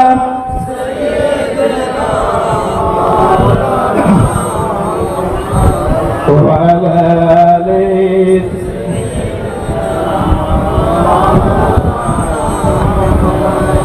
ওরে ভ্রমর তুই কি প্রথম, ওরে ভ্রমর তুই কি প্রথম ছুঁয়েছিলি তাহার কদম, সেই কদমের খুশবু আজো তোর আতর জাগে।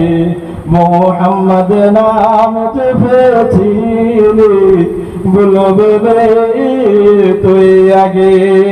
আল্লাহুম্মা সাল্লি আলা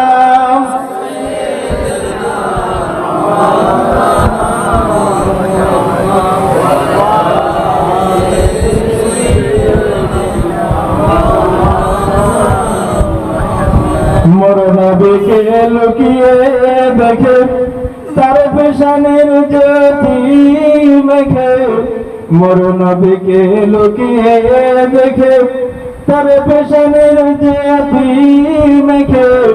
ওরে ও চাঁদ রাঙলি কি তুই, ওরে ও চাঁদ রাঙলি কি তুই গভীর অনুরাগে। মুহাম্মদ নাম জপেছিলি বুলবুলি তুই আগে। আল্লাহুম্মা সাল্লি আলা সাইয়্যিদিনা মাওলানা ওয়া আলা আলি সাইয়্যিদিনা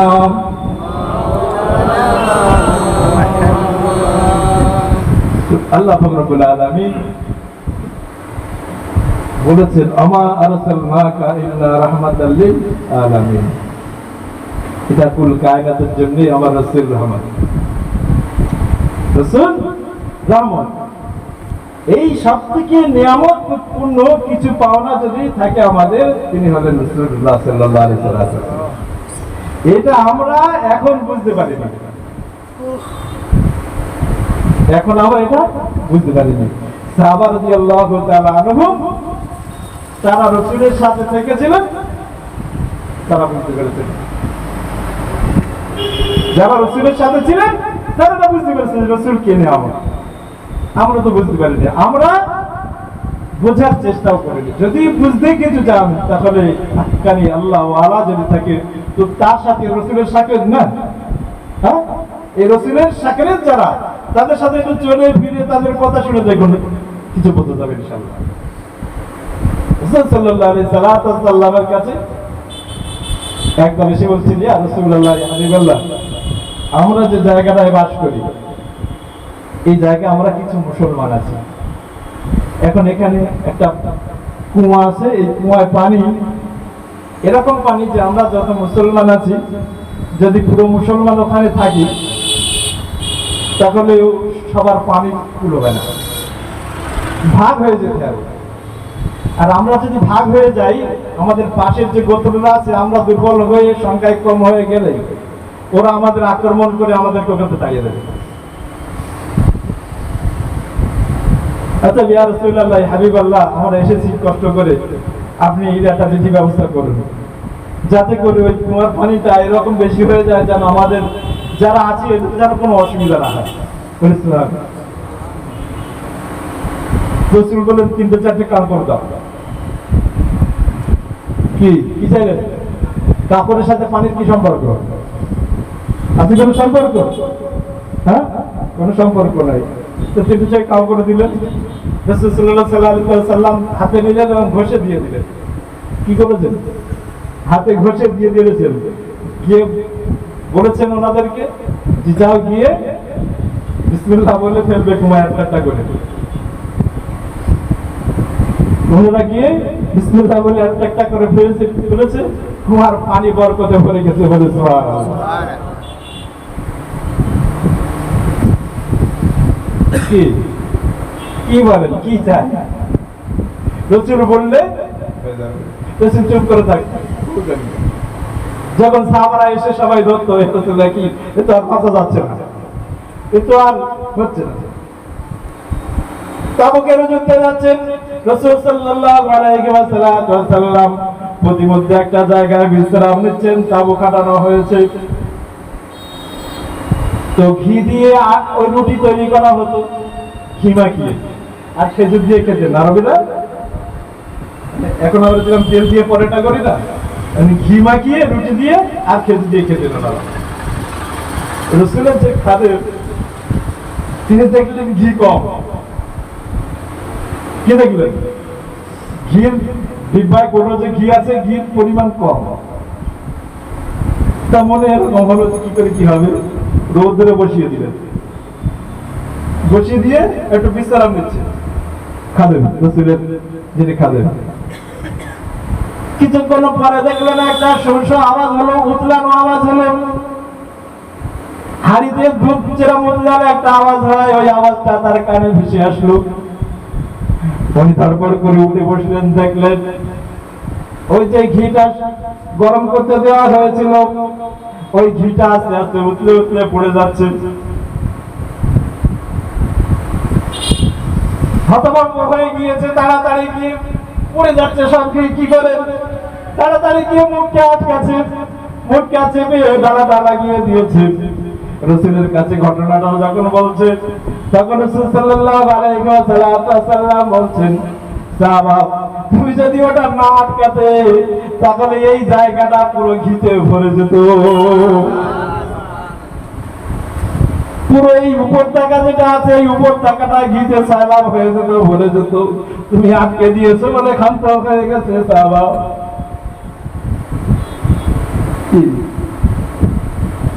বিশ্বের কাছে কিছু মানুষ যায়, তাতে কিছু মানুষের খুব রাগ হয়, কি হয় না? কেন তারা যায়? তো তারা জানে নাকি মানে তারা কেন যায় তো তারা জানে। যারা উপকার পায় তো তারা আপনি মানা করেন শুনবে তাদের কাছে, তারা তো তাদের কাজ করবে। তো এই জন্য সাথে থাকা লাগবে। সব থেকে বলার বিষয় হলো ভাই, এই জগতে এভাবে পার হয়ে যাবে, সব পার হয়ে যাবে, কিন্তু শুরু হবে মৃত্যু থেকে। শুরু হবে মৃত্যু থেকে। এই মৃত্যুর পরে আমরা যে পার হব, এই পারের একমাত্র কান্ডারি হবেন রাসূলুল্লাহ সাল্লাল্লাহু আলাইহি ওয়াসাল্লাম, নাকি? ইয়াওমা ইয়াফিরুল মারউ মিন আখিহি ওয়া উম্মিহি ওয়া আবিহি ওয়া সাহিবাতিহি ওয়া বানিহি। আল্লাহ পাক রব্বুল আলামিন বললেন, ওই মাশার ময়দান এমন কঠিন হবে, এমন দুর্বিষহ হবে, বাপ ছেলের দিকে পালাবে, ছেলে বাপের দিকে পালাবে, স্ত্রী স্বামীর দিকে পালাবে, স্বামী স্ত্রীর থেকে পালাবে, সবাই সবার থেকে দূরে হয়ে যাবে। সেই কঠিন মহাশার ময়দানে আপনি আমি পার হব। এই পার হওয়ার একজন কান্ডারি আছেন, তিনি হলেন মুহাম্মদ রাসূলুল্লাহ সাল্লাল্লাহু আলাইহি ওয়াসাল্লাম। কি সবাই যখন ইয়া নাফসি ইয়া নাফসি ইয়া নাফসি বলে পরিচান হবে, সবাই যখন কি করে বাঁচবো, কি করে বাঁচবো, কি করে বাঁচবো বলে পরিচান হবে, আল্লাহ পাক রব্বুল আলামিনের একজন মাহবুব বান্দা, একজন রাসূল, তিনি কেবল ইয়া উম্মতি বলে পরিচান হবে। আবার উম্মতের কি করে পার করা যাবে? নাই কোন নরদি নাই, নাই কোন বন্ধু নাই, কঠিন দিনে আমার নবীর বিনে। নাই কোন দরদি নাই, নাই কোন বন্ধু নাই, সেই কঠিন দিনে আমার নবীর বিনে। কঠিন দিনে হাসরেতে রব্বুল আলামিন মাহিদুল কাহার বলিয়া সাজিবেন হাকিম। কঠিন হাসরের দিনে রব্বুল আলামিন মাহিদুল কাহার বলিয়া সাজিবেন হাকিম।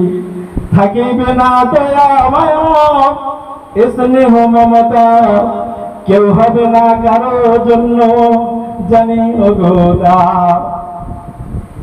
হাসরের ময়দানে যখন, হাসরের ময়দানে আমরা উঠিবে যখন, আদম নবীর কাছে যাইয়া দিব দর্শন। হাসরের ময়দানে আমরা দাঁড়াবো যখন, আদম নবীর কাছে যাইয়া দিব দর্শন। আদম বলবে নফসি নফসি, আমি গন্ধম খাইয়া ভুল করেছি। আদম বলবে নফসি নফসি, আমি গন্ধম খাইয়া ভুল করেছি গো। আমি অপরাধী হইয়া গেছি, ও আমি অপরাধী হইয়া গেছি, পারব না সেই কারণে কঠিন দিনে আমার নবী জীবনে। নাই কোন দরদি নাই, নাই কোন বন্ধু নাই, সেই কঠিন দিনে আমার নবী জীবনে। আদম আলাইহিস সালামের কাছে সবাই ছুটবে, ছুটতে ছুটতে গিয়ে তারা সবাই বলবে, আপনি প্রথম মানুষ, আমাদের আদি পিতা, আমাদের জন্য একটু বিধি ব্যবস্থা করুন, একটু পার হওয়ার ব্যবস্থা করে দিন। আদম আলাইহিস সালাম বলবেন, আমার দ্বারা সম্ভব নয়, আমি বড় ভুল করে ফেলেছি, সম্ভব নয়। আদম বলবে, আমি পাপী, বড়ই গুনাহগার, আমার কি আর সাধ্য আছে করিতে উদ্ধার। আদম বলবে, আমি পাপী, বড়ই গুনাহগার, আমার কি আর সাধ্য আছে করিতে উদ্ধার। এই মুহূর্তে যাও না তোমরা সামনে দাঁড়াইয়া, সামনে আমার নূহ নবী আছেন দাঁড়াইয়া। নূহ বলবে, আমি পাপী, বড়ই গুনাহগার, আমার কি আর সাধ্য আছে করিতে উদ্ধার। চারটা সন্তান দিল আমার, চারটা সন্তান দিল আমার আল্লাহ পরওয়ারে, হামশা ইয়াসিফ আর কেনান নামটি পরে। কেনান নামের যে ছেলেটা আমার ঘরে হইয়া আল্লাহর দিন নামানিল গেল বেদিন হইয়া। তাই নূহ বলবে নফসি নফসি, তাই নূহ বলবে নফসি নফসি, আমি পুত্রের জন্য লজ্জা পেয়েছি গো। আমি অপরাধী হইয়া গেছি, আমি অপরাধী হইয়া গেছি, পারবো না সেই কারণে কঠিন দিনে আমার নবী জীবনে নাই কোনো দরদি নাই, নেই কোনো বন্ধু নাই, কঠিন দিনে আমার নবী জীবনে। আল্লাহুম্মা সাল্লি আলা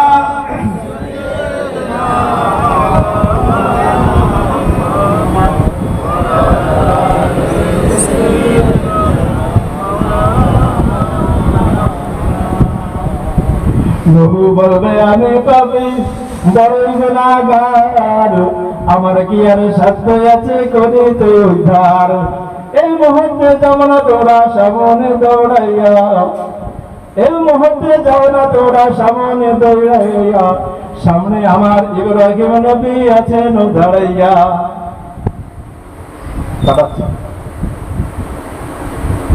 ইব্রাহিম কায়ানি নবী বৈশা আছে খেতাম, নবী হইয়া কইয়াছিলাম তিনটা মিথ্যা কথা। ইব্রাহিম কায়ানি নবী বৈশা আছে খেতাম, নবী হইয়া কইয়াছিলাম তিনটা মিথ্যা কথা। তাই ইব্রাহিম কয় নফসি নফসি, আমি নবী হইয়া মিথ্যা কইছি গো। ইব্রাহিম কয় নফসি নফসি, আমি নবী হইয়া মিথ্যা কইছি গো। আমি অপরাধী হইয়া গেছি, আমি অপরাধী হইয়া গেছি, পারবো না সেই কারণে। কঠিন দিনে আমার নবী জীবনে নাই কোনো দরদি নাই, নাই কোনো বন্ধু নাই, সেই কঠিন দিনে আমার নবী জীবনে। ইব্রাহিম বলবে আমি পাপী বড়ই গুনাহগার, আমার কি আর সাধ্য আছে করিতে উদ্ধার। এই মুহূর্তে যাও না তোমরা সামনে দৌড়াইয়া, সামনে আমার মুসা নবী আছেন দাঁড়াইয়া, সামনে আমার মুসা নবী আছেন দাঁড়াইয়া। আল্লাহুম্মা সাল্লি আলা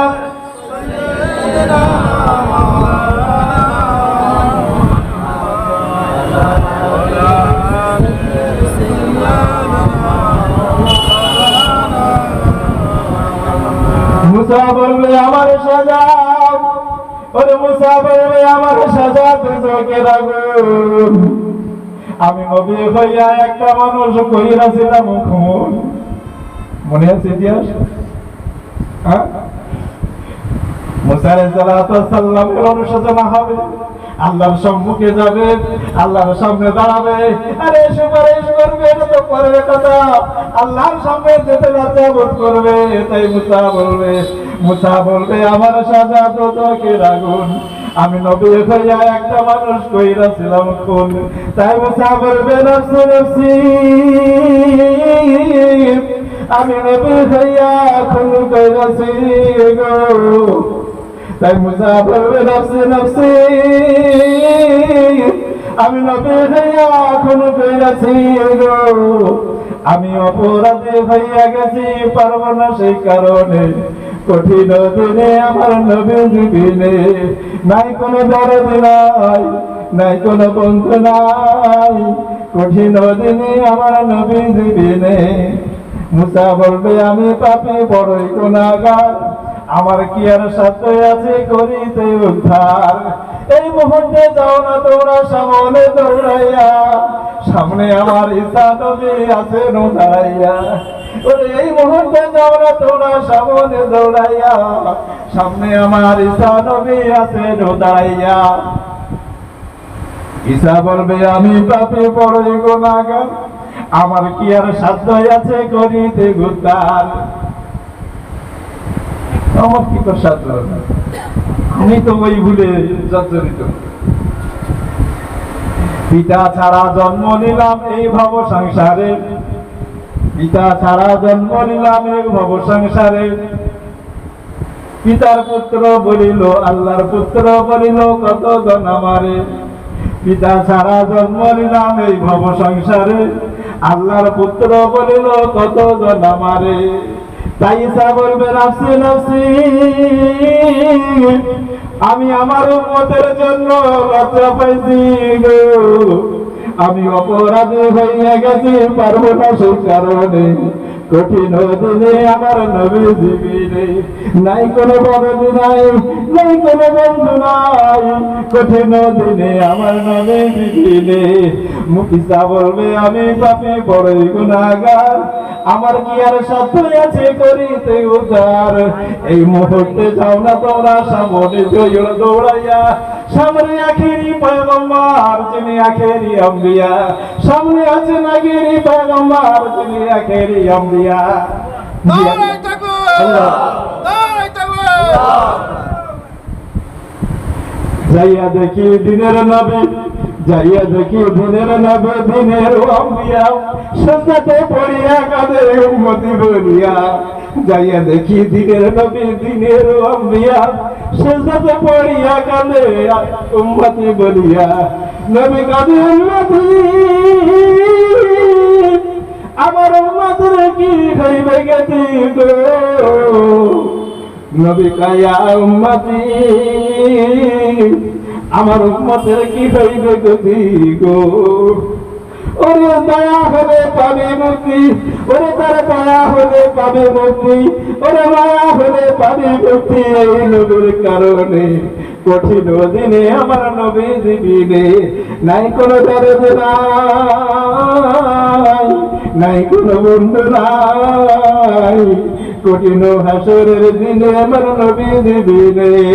আল্লাহুম্মা সাল্লি আলা সাইয়্যিদিনা মাওলানা মুহাম্মদ ওয়া আলা আলি সাইয়্যিদিনা মাওলানা মুহাম্মদ। আল্লাহ পাক রব্বুল আলামিন আমাদের যে একটা এই ছোট্ট মজলিসে আসার এবং বসার সুযোগ করে দিয়েছেন, এই আল্লাহ পাক রব্বুল আলামিনের দরবারে অসংখ্য শুকরিয়া। বাবু, কয়েক লক্ষ হাজি জাহাজ করতে কি বলেন প্রতি বছর? সবাই তো টাকা দিয়ে যায় না কি দিয়ে যায়? হ্যাঁ, সিস্টেম মেনে টাকা দিয়ে যায় তো সবার হজ কবুল হয়? কি বলেন, সবার হজ কবুল হয়? হাজারো নবী দিবস হবে, পৃথিবীব্যাপী নবী দিবস হবে, কোন মজলিস আল্লাহর দরবারে কবুল হবে কে জানে? জোরে বলেন, আল্লাহ জানে। একটু জোরে বলেন না, কে জানে? আল্লাহ জানে। তাই আল্লাহর কাছে আমরা দোয়া চাইব, কান্নাকাটি করব, আল্লাহ যেন আমাদের এই মজলিসকে কবুল করে নেন, বলি আমিন। নারে তাকবীর, নারে তাকবীর। কারণ ছোট বড় আল্লাহর কাছে বিষয় নাই, বিষয় হলো খাঁটি কিনা। কি বলবো, বিষয় হলো খাঁটি কিনা। ইব্রাহিম আলাইহিস সালাম সারা কওমের মানুষ একদিকে, ইব্রাহিম আলাইহিস সালাম একদিকে। সবাই বলল আমাদের মূর্তিরে খারাপ বলে, সবাই বলল আমাদের মূর্তি যা আছে, আমাদের দেব দেবতা যা আছে, সবাইকে গালি দেয়, মন্দ বলে। অতএব একে বাঁচিয়ে রাখা যাবে না, করো এক আগুনের কুণ্ডলী, তাকে ফেলে পুড়িয়ে মারা হোক। ইব্রাহিম আলাইহিস সালামের জন্য কুণ্ডলী তৈরি করা রেডি, সব ঠিক আছে। ইব্রাহিম আলাইহিস সালাম, অনেকে বলতো নবীদের তো মর্যাদা আছে, ওরে এই কাপড় সামনে গায়ে যদি থাকে, এই কাপড় না পড়তে পারে, অতএব ইব্রাহিমের কাপড় দিয়ে যদি আমরা ফেলে দেই, ইব্রাহিম পড়বে না, তাদের ঈমান নেই, তাদের বিশ্বাস নেই। অতএব কাপড় খুলে উলঙ্গ করে ইব্রাহিম আলাইহিস সালামকে ওই আগুনে ফেলতে হবে। কাপের রাশা রেডি হয়ে গিয়েছে, আল্লাহ পাক রব্বুল আলামিন দেখছেন, কিছু বলেন না। ইব্রাহিম আলাইহিস সালাম হাত তোলে না, কোনো কথা বলে না। আল্লাহ আমার রক্ষা করো, হে আমার পরওয়ারদিগার, আমারে বাঁচাও, এই আগুন থেকে আমারে বাঁচাও, কিছু বলে না। ফেরেশতারা থেকে হয়রান, ফেরেশতারা আল্লাহর কাছে ফরিয়াদ করে, আল্লাহ তোমার খলিলতে করে পুড়ে মরে যাবে, একটু কিছু করো না, তো আমাদের আদেশ দিন আল্লাহ। আল্লাহ পাক রব্বুল আলামিন ফেরেশতাদের বললেন, যাও ফেরেশতা, তোমরা ইব্রাহিমকে গিয়ে জিজ্ঞাসা করো সে কিছু বলে কি দেখো। আরে কি ব্যাপার দেখে, হ্যাঁ, কিচ্ছু বলে না। হ্যাঁ, আমাদের ছাদ থেকে ফেলে দেখি না, সব টার্গেট করুক, ও চেল্লানি শেষ হবে। কি বলেন হ্যাঁ চিল্লানি শেষ হবে না বাঁচতে হবে দুনিয়া বেঁচে থাকতে হবে হ্যাঁ আর আল্লাহ ওয়ালা যারা নবী রাসূল আল্লাহ যেটা যদি চায় যে আমি ঘুরে বলে তো ঠিক আছে ফেরেশতারা এসে বলছে হে আল্লাহর খলিল আপনি কিছু বলছেন না কেন এরা তো এক্ষুনি আপনাকে ফেলে দেবে ইব্রাহিম আলাইহিস সালাতু ওয়াস সালাম আপনাদের সঙ্গে খলিল বন্ধু দোস্ত আছে আল্লাহর না নাই আছে কিনা বলেন একটু জোরে বলেন হ্যাঁ কোন বন্ধুর যদি কেটে যায় ব্যথাটা আর এক বন্ধুর লাগবে কিনা কোন প্রেমিক যদি ঠ্যাং পেয়ে যায় প্রেমিক আর ব্যথাটা লাগবে কিনা আল্লাহ পাক রব্বুল আলামিন ফেরেশতাদের পাঠালেন ফেরেশতারা জিজ্ঞাসা করায় ইব্রাহিম আলাইহিস সালাম বললেন আমার আল্লাহ দেখতে পাচ্ছে কিনা কাফেররা যে আমারে পুড়িয়ে মারবে এই চক্রান্ত করেছে বন্দী করেছে এটা আমার আল্লাহ জানেন না এটা আমার আল্লাহ দেখছেন না ফেরেশতারা বলল হ্যাঁ তাহলে কি আল্লাহ পাক রব্বুল আলামিন ফেরেশতাদের দিয়ে যখন ইব্রাহিম আলাইহিস সালামের জামাটা খোলা হলো আল্লাহ পাক রব্বুল আলামিন জান্নাতি পোশাক ফেরেশতাদের দিয়ে পাঠিয়ে ইব্রাহিম আলাইহিস সালামকে পরিয়ে দিলেন নারে তাকবীর আল্লাহ পাক রব্বুল আলামিন ফেরেশতারা বলল ও ইব্রাহিম আল্লাহর খলিল আপনি বলুন এই যে আগুন আছে আমাদের কাছে কিছু ব্যাপার না আমরা একটু জানার ছাপটা মারবো সব ঠান্ডা হয়ে যাবে আপনি একবার বলুন বললে না আমার বন্ধু দেখছে আমার বন্ধু বুঝবে কি করতে হবে তোমার সাহায্য দরকার আমার নাই ইব্রাহিম আলাইহিস সালাম কত কঠিন পরীক্ষা দিয়েছেন ছেলেকে জমা করার মতো কঠিন পরীক্ষা তিনি দিয়েছেন কি দেননি কি বলে কিন্তু দিনের জন্য আমাদের পকেট থেকে যদি 100 টাকা বার হয় দিনটা বড় ব্যথা লাগে 1000 টাকা বার হলে দিনটা বড় ব্যথা লাগে আমরা ধর্ম করছি দুঃখ নিয়েন না ভাই এইসব ধর্ম না এখন আল্লাহ সব ছিঁড়ে ফেলে যায় কে ভয় লাগে 1000 টাকা অথচ ডাক্তারের কাছে গেলে তোমার জন্য চলে যাচ্ছে আর একটু বড় কিছু আল্লাহ দিলে আর এবার লাখের ঘরে আল্লাহ তো পরীক্ষা নেন যে আমার দিনের জন্য কে কি করছে বলেন সব তো ছেলে কিনের বাল বাচ্চার জন্য আর নিজের জন্য ও আল্লাহ রসুলের জন্য কি আছে খাতা খুলে ভালো করে হিসেব করে দেখেন না কিছু আর যেটা হচ্ছে সেটাই ফকির মিসকিন না আসলে না দিলে খারাপ বলে লোকে করছে এরকম ধর্ম না বাবু ধর্ম আমরা যেটা মনে করি ধর্ম কি তো গোড়ায় পৌঁছানো যাচ্ছে ইব্রাহিম আলাইহিস সালামকে যখন কাফেররা ফেলে দিল আল্লাহ পাক রব্বুল আলামিন বললেন কুল ইয়া নারু কুনি বারদান ওয়া সালামান আলা ইব্রাহিম আল্লাহ পাক রব্বুল আলামিন কোরআনে আয়াত দিয়েছেন আল্লাহ পাক রব্বুল আলামিন আগুনকে বলে দিলেন আগুন তুমি আমার ইব্রাহিমের জন্য শান্ত হয়ে যাও আল্লাহ পাক রব্বুল আলামিন তার হাবিবকে ওই আগুনের মধ্যেই বাঁচিয়ে রাখলেন কোনো কষ্ট তার হলো না কিন্তু আমরা বিপদ আপদ বালা মুসিবত কিছু একটা এসে গেলে আগে ডাক্তারের ভরসা করি আগে হসপিটাল কি বলবো আল্লাহর ভরসা শেষের বেলায় এই হলো আমরা মুসলমান আমাদের হালাত বর্তমান পরিস্থিতি এই জন্য ভাই একটা ছোট করে কথা বলি আমাদের এই দেখছেন তো এই ছোট জায়গায় আমি বেশি লোকজন বললি আর আল্লাহ তো রহম করেছে যা বসা বাজবার দিন আল্লাহ শেষ করো না যে এইসব সুন্দর একটা মজলিস করা যাচ্ছে কারণ বৃষ্টি ঝড় হলে না আমার বলার একটু ইচ্ছা হতো আর না আপনাদের বসতে ইচ্ছা হতো তো জায়গাটা খানকার জন্য আমরা খুব মানে চেষ্টা করছি চিন্তা করছি একটা জায়গা হলে সব মানুষকে নিয়ে করা যায় অনেক দূরের মানুষকে বলতে পারিনি এই জন্য কারণ তাদের রাত্রে থাকার ব্যবস্থা করে দিতে হবে রাত্রে তো ফিরে যেতে পারবে না তো এই জন্য আপনারা সবাই একটু খেয়াল রাখবেন যে একটা খানকা যেন হয় আর যেভাবে আমরা জিকির ফিকিরে জড়িয়ে আছি আল্লাহ পূর্ণভাবে আমাদের কাজ করার তৌফিক দিক আর আমরা যেন অন্তত জীবনে একটাবার হলেও রাসূলের দিদার আমাদের জীবনে নসিব হয়ে যায় বলে আমিন ওয়া আখিরু দাওয়ানা আলহামদুলিল্লাহি রাব্বিল আলামিন আসুন কেউ কোনো ব্যথা পেয়ে থাকলে ভাই হিসেবে, বন্ধু হিসেবে ক্ষমা করে দেবেন, কারণ বলার মধ্যে অনেক ভুলভাল হয়ে যায়, আমরা বলতে বলতে অনেক কথা বলে ফেলি। তবে মূল উদ্দেশ্য হলো, মূল বিষয় হলো, কোনো মুসলমান ভাই বা কোনো হিন্দু ভাই কেউ আমাদের শত্রু নাই। আল্লাহ নবী রাসূলগণ কেউ তাদের শত্রু ছিল না।